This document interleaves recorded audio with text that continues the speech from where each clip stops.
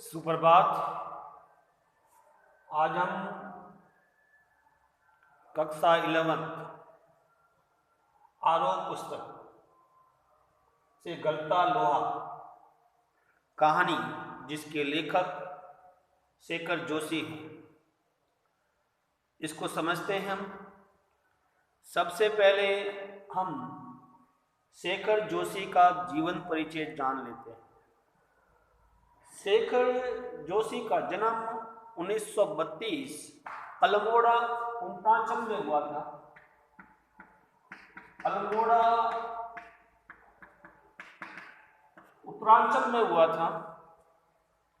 आपके जो कहानी संग्रह है कोसी का गटवा, आपने जो कहानी संग्रह लिखे हैं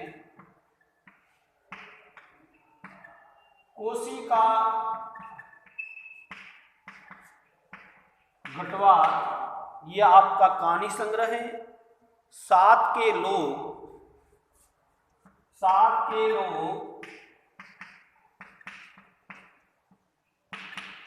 दाइजू हलवाया नौरंगी बीमार है। हलवाया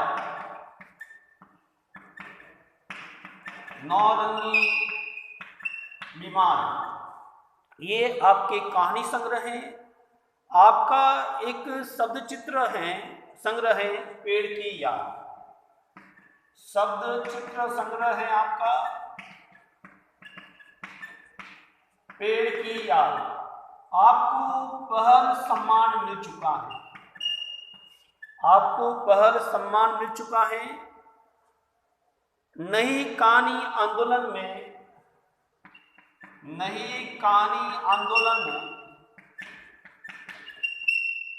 में आपका अन्यतम योगदान है, क्योंकि नई कहानी आंदोलन के यथार्थ जीवन को धरातल पर उतारने में आपने अहम भूमिका निभाई है। आप नई कहानी आंदोलन में प्रगतिशील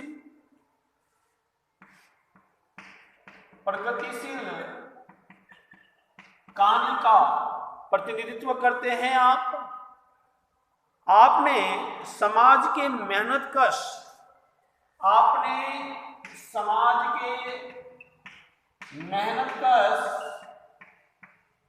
व सुविधाहीन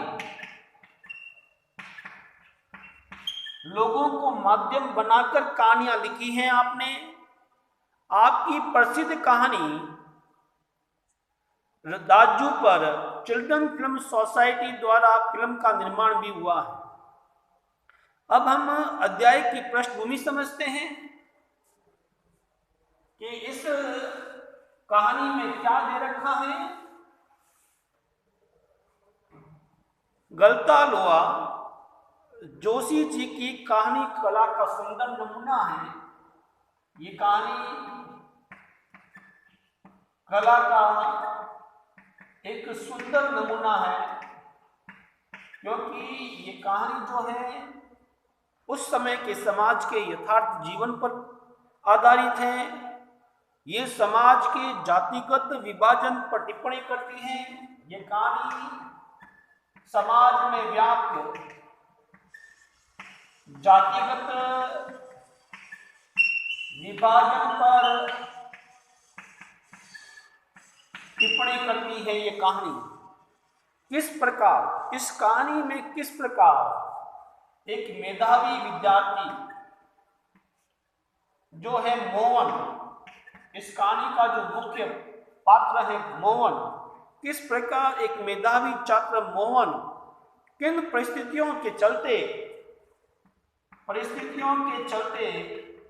वो अपनी पढ़ाई पूरी नहीं कर पाता है और वो अनेक मनोदशा से गुजरता है। एक ब्राह्मण लड़का मोहन इस कहानी में वो अनेक मनोदशाओं से गुजरता है, जहां उसके लिए जातीय अभिमान बेईमानी हो जाते हैं। जहां उसको अपनी जाति पर अभिमान होना चाहिए कि वो ब्राह्मण है, वहां ये अभिमान बेईमानी हो जाते हैं। उनका कोई महत्व नहीं रह जाता है। सामाजिक विधि नियमों को न मानते हुए धनराम लोहार की दुकान पर बैठता नहीं है, अपनी कुशलता भी दिखाता है। मोहन जो है एक ब्राह्मण होते हुए भी सामाजिक नियमों को नहीं मानता, सामाजिक नियमों को नहीं मानता है और धनराम लोहार की दुकान पर काम करता है और अपनी कुशलता दिखाता है। अर्थात जाति के आधार पर कार्य का विभाजन नहीं होना चाहिए। मोहन का व्यक्तित्व जातिगत आधार पर निर्मित झूठे भाईचारे की जगह मेहनत कश, यानी मोहन जो है झूठा भाईचारे में विश्वास नहीं करता है। मोहन का व्यवहार जो है मेहनत कश सच्चे भाईचारे की प्रस्तावना का प्रतीक है। मानो लोहा गलकर नया आकार ले रहा हो, मानो लोहा गलकर नया आकार ले रहा हो। इस तरह से मोहन जो है अपनी सृजनात्मकता का परिचय देता है कि हर व्यक्ति को अपनी रुचि के अनुसार कार्य करना चाहिए। मोहन ब्राह्मण होते हुए भी शिल्पकार टोले में जाता है, वह काम करता है, अपनी कुशलता दिखाता है। वो झूठे भाईचारे की जगह मेहनती भाईचारे पर विश्वास करता है, मानो लोहा गलकर नया आकार ले रहा हो। अब हम इस कहानी को समझते हैं, इस कहानी को समझते हैं हम। इस कहानी में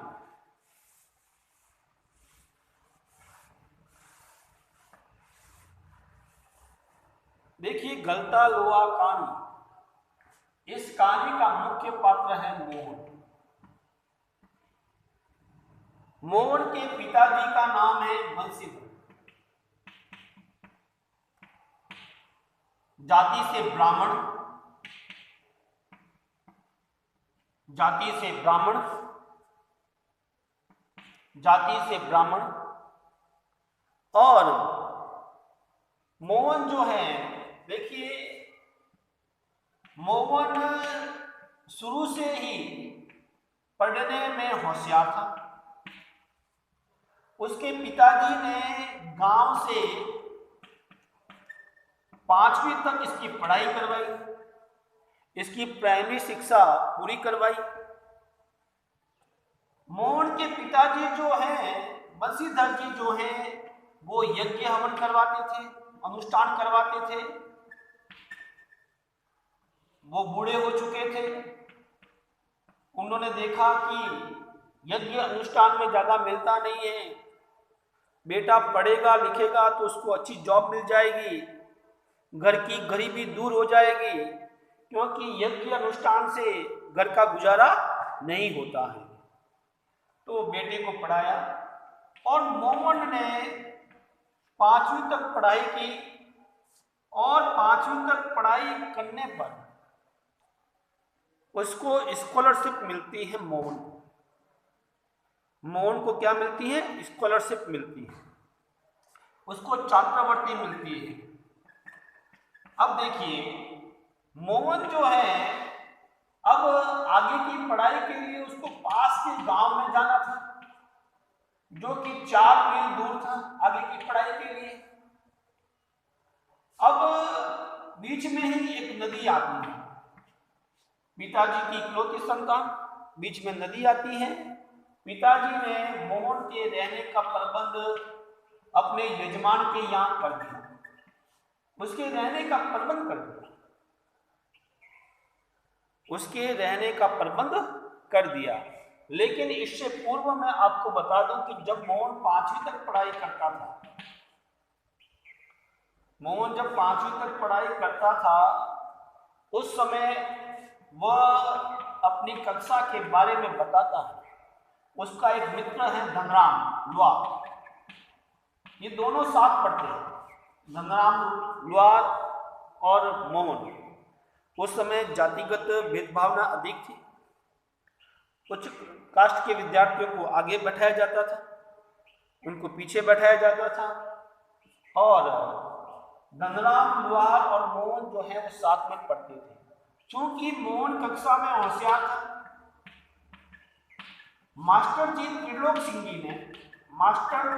सिंह ने मोहन को पूरी स्कूल का मॉनिटर बना दिया था, पूरी स्कूल का मॉनिटर बना दिया था। और यही नहीं, जब त्रिलोक सिंह जी स्कूल में आते थे तो पूरी स्कूल में अनुशासन स्वतः ही बन जाता था। इतना भयंकर खौफ था मास्टर जी का। और त्रिलोक सिंह जी जो हैं क्लास में आते थे, मोहन के बारे में उन्होंने भविष्यवाणी कर ली थी कि ये बच्चा जो है आगे जाकर कुछ बड़ा बनेगा, ये गांव का नाम रोशन करेगा।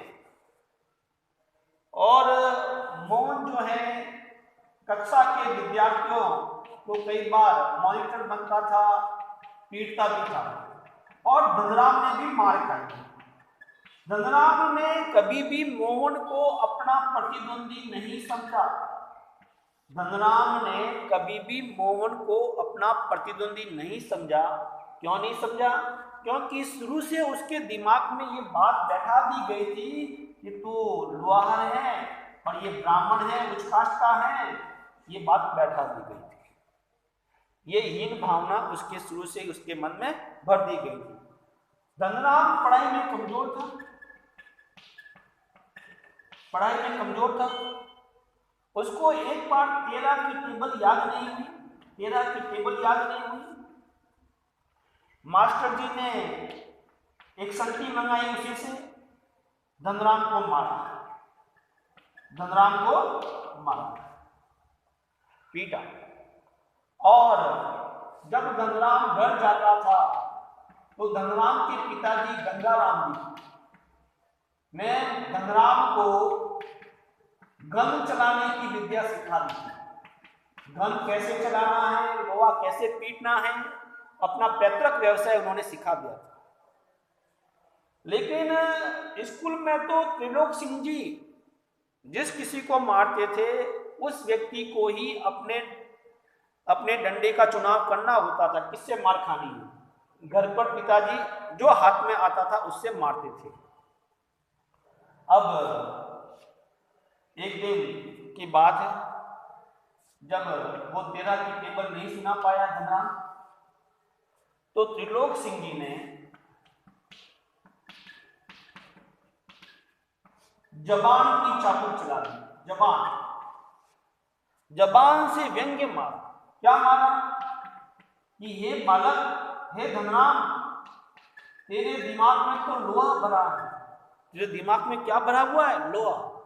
तो विद्या का ताप कहां से लगेगा? तेरे दिमाग में लोहा भरा है, विद्या का ताप कहां से लगेगा? और मास्टर जी ने अपने थैले में से 5-6 दरातिया घास काटने का औजार होता है वो निकाले और उससे कहा कि कल इन 5-6 दरातियों के धार लगाकर आना, उसके धार लगा के आ जाना, ये तुम्हारा पनिशमेंट। अब मोहन धनराम के मन में ये बात बैठ गई। जोग संजोग की बात है, उसी समय धनराम के पिताजी गंगाराम जी का देहांत हो गया। धनराम ने पिताजी से व्यवसाय की सारी जानकारी प्राप्त पहले ही कर ली थी कि कैसे काम करना है। और धनराम ने स्कूल छोड़कर अपने पिताजी का व्यवसाय संभाल लिया और वो काम में जुट गया। और मोहन जो है 5वीं पास करने के बाद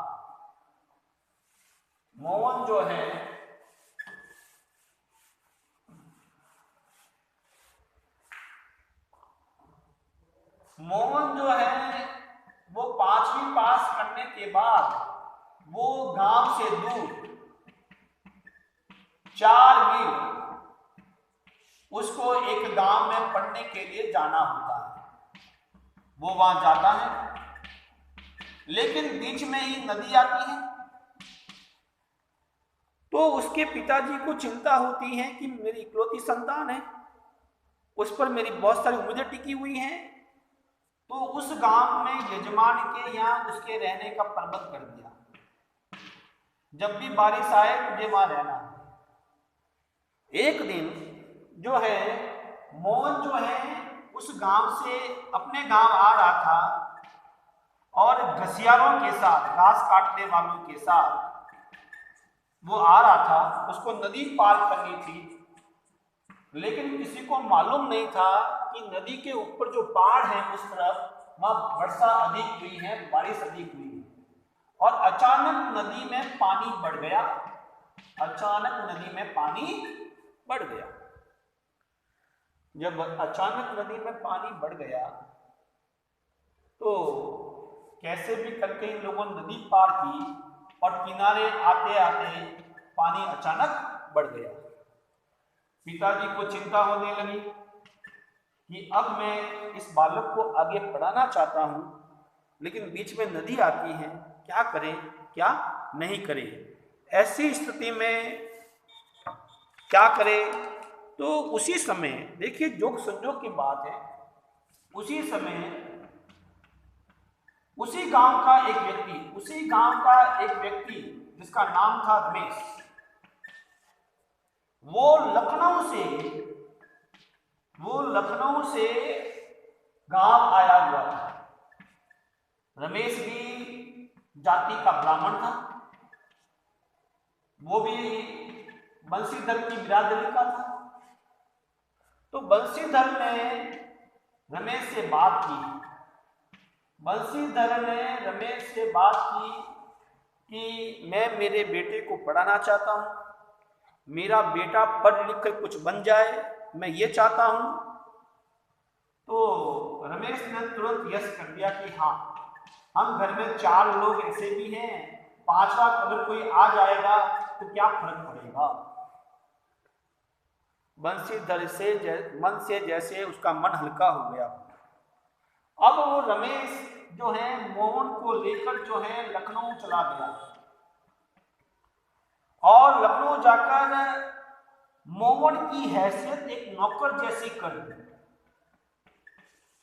उसके घर में नौकर की कमी थी, मोहन की हैसियत एक नौकर जैसी कर दी और मोहन का एडमिशन पास में ही एक स्कूल थी वहां करवा दिया। और मोहन घर का काम करता था, घर में झाड़ू लगाना, पोछा लगाना, कभी सब्जी लाना, कभी दही लाना, यही नहीं, रमेश ने गली में सबको बता दिया था कि ये हमारे घर में नया नौकर आया है। तो उस गली की सभी औरतें जो हैं वो भी मोहन से काम करवाती हैं कि हमारे लिए भी सब्जी ले आना, हमारे लिए भी आलू ले आना।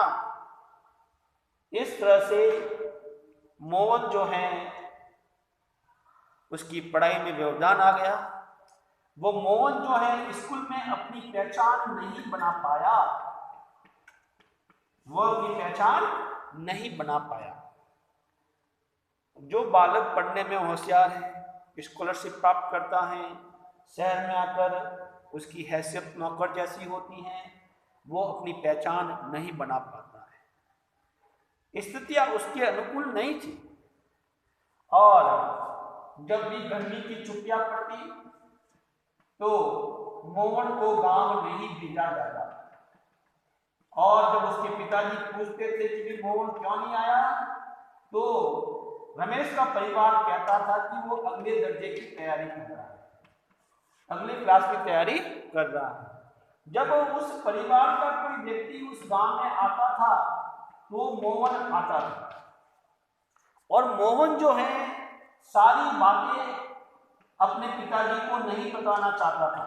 वह अपने पिताजी को दुखी करना नहीं चाहता था, क्योंकि पिताजी बूढ़े हो चुके हैं, उनसे अब यज्ञ अनुष्ठान नहीं होते हैं, बीमार रहते हैं। वो अपने पिताजी को सारी बातें बताकर दुखी करना नहीं चाहता था। इस तरह से मोहन जो है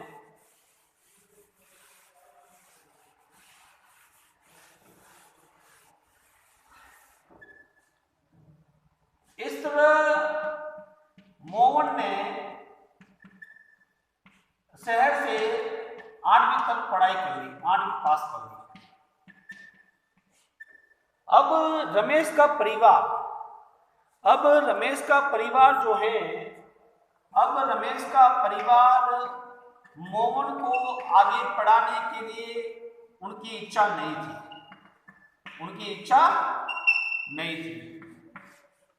वो मोहन को आगे पढ़ाना नहीं चाहते थे। वो ये कहते हैं कि बीए पढ़ने वाले, एमए पढ़ने वाले भी बेरोजगार घूमते हैं।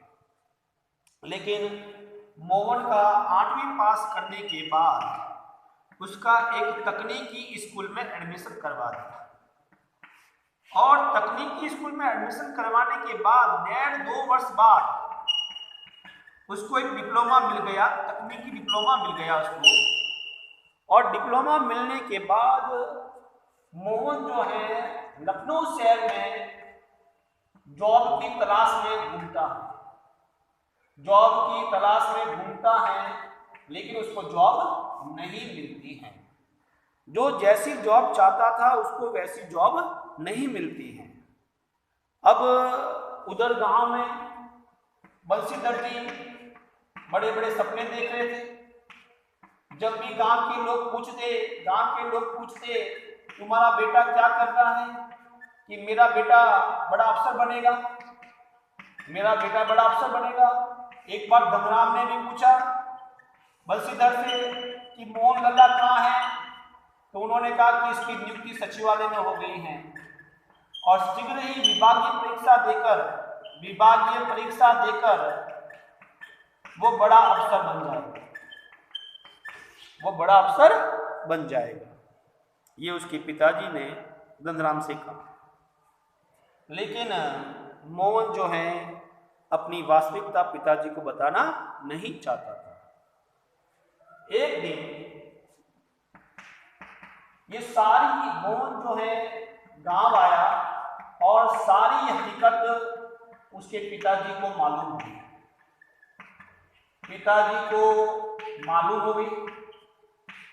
अब पिताजी बूढ़े हो चुके थे, अब मोहन भी घर आ चुका था, और पिताजी के सपनों पर पानी फिर चुका था। उसी समय उनको रुद्री पाठ करवाने जाना था। बेटे से कहा कि यहाँ से ऊंचाई पर चढ़ना होगा और मुझे रुद्री पाठ करवाने जाना है, बेटा तू चला जा। लेकिन बेटे को कोई मंत्र नहीं आता था, कोई यज्ञ हवन की जानकारी नहीं थी।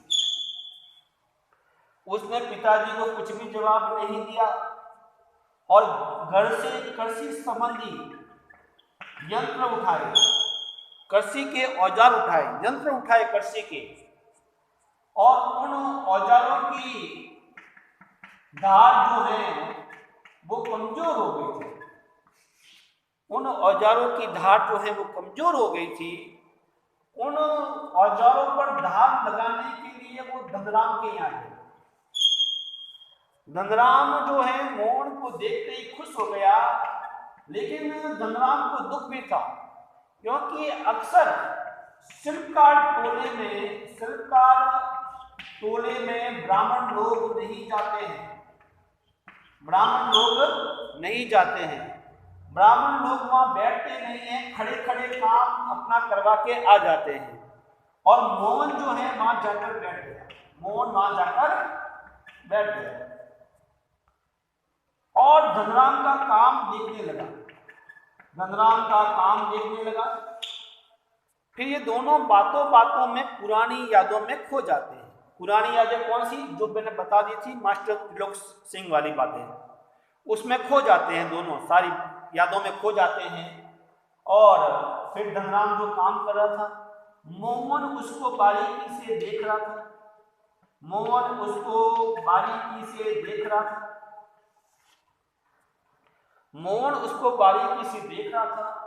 धनराम जो है किसी वस्तु को नया आकार दे रहा था। यानी किसी जड़ को गर्म करके उसको नया आकार दे रहा था। लेकिन ये धनराम से नहीं हो रहा था, ये धनराम से नहीं हो रहा था। मोहन ने पकड़ उठाई और पकड़ से उस गर्म छड़ी को, लोहे की छड़ी को पकड़ा, उसको पीटा और उसको नया आकार दिया। ये देखकर धनराम जो है आश्चर्यचकित हो गया कि ये क्या, एक ब्राह्मण व्यक्ति मेरे यहां काम कर रहा है, कोई देख लेगा तो ये लोग मुझे जीने नहीं देंगे, ये लोग जो है मुझे जीने नहीं देंगे। और धनराम के मन में संकोच की भावना थी, वो धर्म संकट में था, वो उदासीन था। और मोहन जो है, मोहन ने उस गोलाई को एक नया रूप दिया और धनराम उसमें देख रहा था, कोई भी त्रुटि नहीं निकाल रहा था, इतना अच्छा उसने आकार दिया। क्योंकि मोहन की आंखों में एक सर्जक की चमक थी, मोहन की आंखों में एक सर्जक की चमक थी, सर्जक की चमक थी, एक रचनाकार की चमक थी। अर्थात वो ये काम की उसकी रुचि थी, लेकिन जाति उसके बीच में आ रही थी और उसने उस चीज को नया आकार दे दिया। मोहन के मन में न तो किसी प्रकार की स्पर्धा थी, न ही किसी प्रकार की हार जीत का भाव था, न ही तो किसी प्रकार की स्पर्धा थी, न ही किसी हार जीत का भय था। इस तरह से मोहन ने उस वस्तु को नया आकार दिया था। तो ये कहानी जो है यही समाप्त होती है। इस कहानी के माध्यम से ये शिक्षा दी गई है कि हमें पढ़ाई के साथ साथ अपना पैतृक व्यवसाय भी सीखना है। नंबर 1 नंबर 2 जाति के आधार पर कार्य का विभाजन नहीं होना चाहिए।